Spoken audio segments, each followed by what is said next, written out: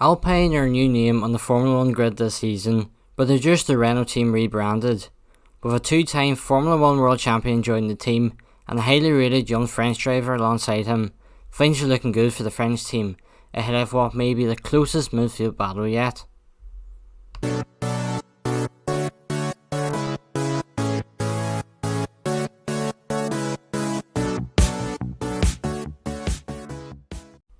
As always, let's take a quick look at the history of the team, which goes back to 1977 when they entered the final 5 races of the season but failed to finish any of those races.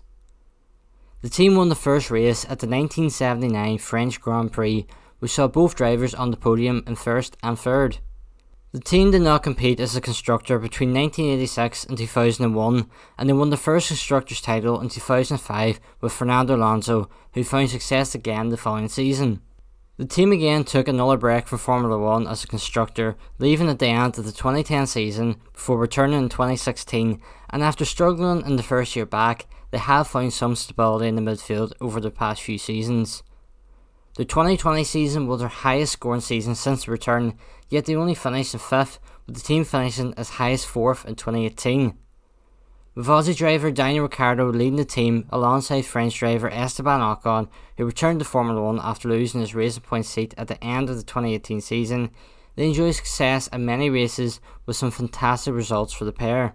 The 4th and 6th place finish in Hungary and the 4th and 5th place finish in Belgium were the two standout results of the team, apart from their podium successes. Ricciardo was the first of the pair to stand on the podium, with the Aussie driver standing on the 3rd place step at the end of the Eiffel Grand Prix and then the race at Imola. Ocon failed to finish in both these races, but found himself standing on the 2nd place step at the Sakir Grand Prix. At the time of recording, we do not yet know who the new team principal of Alpine is going to be after the departure of Cyril Abiteboul. We know that Laurent Rossi will join the team as the new CEO, with the Group Director of Strategy and Business Development for the Renault Group now taking the position many expected Abiteboul to take. However, it is unlikely that Rossi will be the new team principal, and neither will ex-Suzuki MotoGP chief Davide Bravio, whose specific roles and responsibilities will be known soon. There is a possibility that Renault will appoint one of these two as the new team principal, and currently Bravio and Rossi are taking charge of things, but it is Marcin Bukowski who's heavily rumoured to be taking over from Abiteboul, with him moving from his role as executive director. Two-time Formula 1 world champion Fernando Alonso is returning to Formula 1 and to the team that he won both his titles with, and the Spanish driver is being paired with a highly rated young French driver Esteban Ocon. After the announcement that Daniel Ricciardo will be leaving the team in favour of McLaren for the 2021 season, many believed that it would be one of Renault's young drivers that would be in line for the seat for the 2021 season. Guan Yu Zhou and Christian Lundgaard were favourites for the seat, but neither were given the opportunity. The team may be waiting on Oscar Piastri to be ready to make a step up, and he is with Prema for the 2021 F2 season after winning the F3 title in 2020.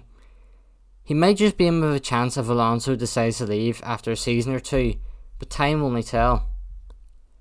Alonso will bring in a lot of experience to the team, but questions remain whether he can still perform to the top of his game after a 2-year break. Ocon has had a year to settle back in Formula 1 and a year to learn alongside Ricciardo, which will really benefit him this season, and a year or two alongside Alonso will help him set up an attempt for more podiums going forward. With Renault's return to Formula 1 not being the great success that was talked about back in 2016, things have looked more promising in recent seasons, and with a rebrand, a new driver lineup and a change of leading staff, things might just take another step forward for the now Alpine team. Alpine may struggle in the early stages of the 2021 season with so many changes within the team. They may just need a little bit of time to settle in. I think with Renault restructuring and given the new focus on the F1, things may be even better for 2022. What Alpine need to do is get the simple things right and not go all out for glory in every race. They need to understand that there's at least 2 teams better than them on the grid, and based on the 2020 season, a further 2. These teams are the main competition along with the rest of the midfield and not Red Bull and Mercedes. The team have always been too quick to say they can reach these amazing heights of Formula 1, but the majority of F1 fans clearly see the team not at this level at the present. Alpine will have to make the decision to focus on going for further forward in the constructor standings this season and potentially disadvantage them for 2022, or put the majority of their focus on 2022 and hope that your car will be able to do enough to be competitive within the midfield for 2021. If you haven't already checked out our website, please do. It's apexmotorsport.com, where we release new articles every few days. So that's going to bring this video to a close. Thank you all so much for watching, and hope to see you all next time. Goodbye.